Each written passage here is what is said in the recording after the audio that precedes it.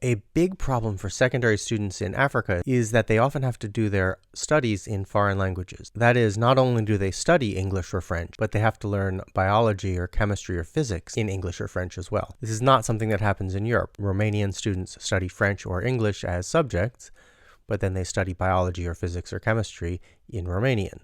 French students study English or German as subjects, but then they study physics or biology or chemistry in French. Bulgarian students learn their sciences in Bulgarian. Russian students learn their sciences in Russian. Chinese students learn their sciences in Chinese. They all study foreign languages as a foreign language.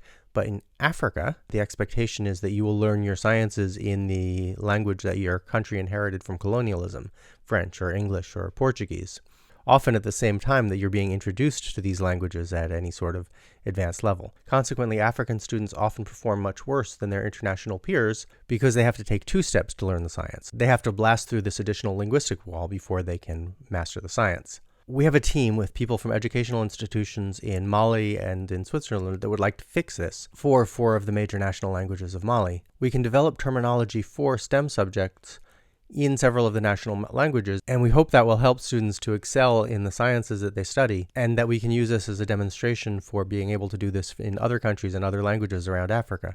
We submitted a proposal that got very kind reviews, but for technical reasons wasn't able to get funding. The review said, "This is a highly original project, a real penny dropper. Once one integrates the research question, the necessity for conducting the project seems obvious. The research questions are basic but relevant and sound, and the expected results of great value." And what were the research questions?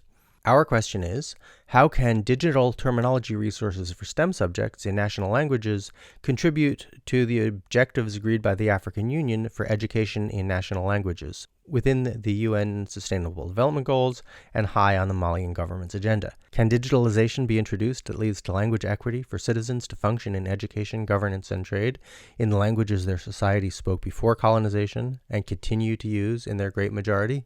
Our premise is that if students have the same linguistic access to the sciences in Africa as they do in Europe and in many Asian countries and in North America, they'll be able to achieve similar success in their studies of the sciences and be better positioned to go into careers in the STEM subjects from which they're currently blocked in part by not having linguistic access. As part of the grant submission, we were asked to make a 90-second video, so that's what you're about to watch, and I will look forward to your comments about where we can go with this, how we can actually get this funded so that we can develop the language resources for African students to pursue their STEM studies in the languages that they already understand.